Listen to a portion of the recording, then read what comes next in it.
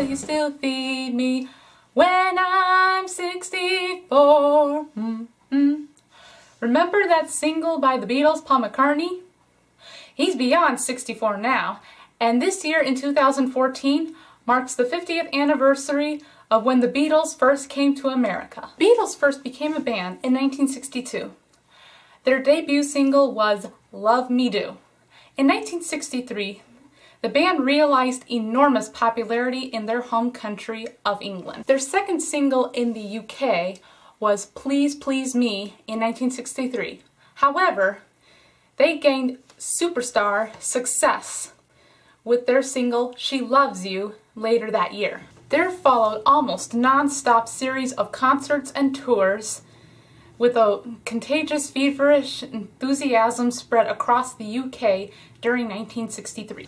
With the intense interest of the media during 1963, the year took up with television shows, press interviews, and weekly radio broadcasts. Their debut albums, Please Please Me and With the Beatles, were released that year, and also John Lennon's son, Julian, was born that year. Famous singles on the album Please Please Me were I Saw Her Standing There, Please Please Me, Love Me Do You Want to Know a Secret, and Twist and Shout.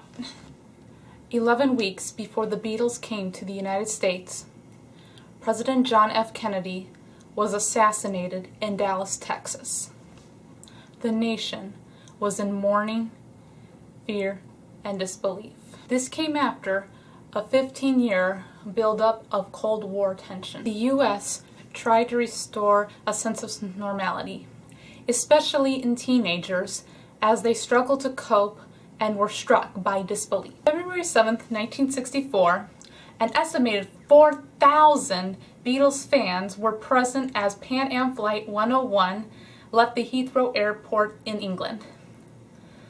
When the plane arrived at the New York's newly renamed John F. Kennedy Airport, the Beatles were greeted by a second group of 4,000 fans and 200 journalists. They had their own individual limousine. February 9th, 1964, the Beatles made their first television appearance.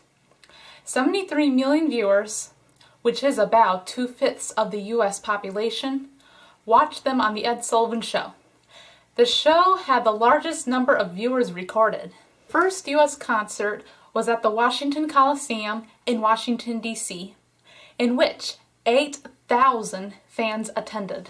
They were in the center with the audience on all sides, and there were regular pauses for them to turn all the equipment around in the other direction. The following day, they performed a second concert at Carnegie Hall in New York, which was attended by 2,000 fans. Again, it was well received. Following that, they flew to Miami Beach, and on February 16, 1964, they made their second appearance on The Ed Sullivan Show, which was broadcasted live from the Napoleon Ballroom in the Deauville Hotel in Miami Beach. Each concert was treated as a major event by the local press, and the audience averaged between 10 to 20,000 fans, whose enthusiastic response to the Beatles produced sound levels that made their music semi-audible. The tour earned them over $1 million in ticket sales, plus a stimulation in record sales and a sale of Beatle-related merchandise. In 1964, their first film was produced, A Hard Day's Night, which is also one of their albums and one of their songs. The origin of that title was something said by Ringo Starr. They were put to a job and they thought they were working all day, and Starr came up thinking that it was still day, and then he said, "Well, it's been a hard days," and then he looked out the window, night. And so the name stuck. Famous singles from the movie and album are A Hard Day's Night, I Should Have Known Better, If I Fell, and Can't Buy Me Love. The movie premiered at the Pavilion Theatre in London on July 6, 1964, which was the eve of Ringo Starr's 24th birthday. and the soundtrack was released 4 days later. In 1965, after completing a 2-week tour in Europe, the Beatles attended their second film, Help! And returned to the United States for a 2-week tour. The singles from Help include Help! You've Got to Hide Your Love Away, and Yesterday. The tour commenced at Shea Stadium in New York.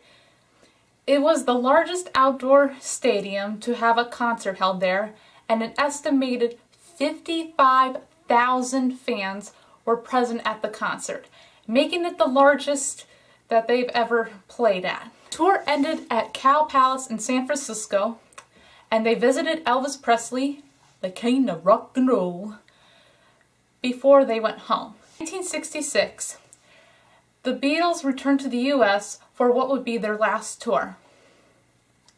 There were public protests against the Beatles following John Lennon's quote, "More popular than Jesus." Public protests included publicly burning their records and claiming the Beatles to be Antichrist. Epstein almost considered canceling their tour, fearing for their lives, but nevertheless, they went on. In Memphis, the city council voted to cancel their tour, to cancel their concert, but it did take place. Some people were out of control during this protest. One person threw a firecracker at them. The tour ended at Candlestick Park. Although it was a commercial success, there was controversy and rows of empty seats. After their tour in 1966 and to their breakup in 1970, they gave no more commercial tours. Instead, they devoted their efforts to studio work. After their breakup, they all did solo work. Paul McCartney formed the band Paul McCartney and Wings. John Lennon and George Harrison did solo work. John Lennon's most famous single as a solo man was Imagine. In 1980, John Lennon was shot and killed. At the age of 40, he was the youngest Beatle to die.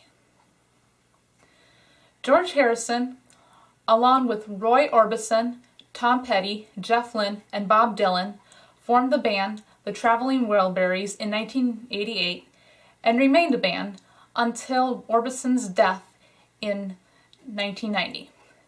George Harrison died in 2001, leaving Paul McCartney and Ringo Starr the only surviving Beatle. Beatlemania in the US and UK lasted even to today. I'm Hannah Ackerman, and this is History Live, and thank you for watching. And now it's time for me to wrap it up here, because it's been a hard day's night, cheerio, and I've been working like a dog. Beatlemania in the US and UK lasted even to today. I'm Hannah Ackerman, and this is History Live, and thank you for watching. And now it's time for me to wrap it up here, because it's been a hard day's night, cheerio, and I've been working like a dog.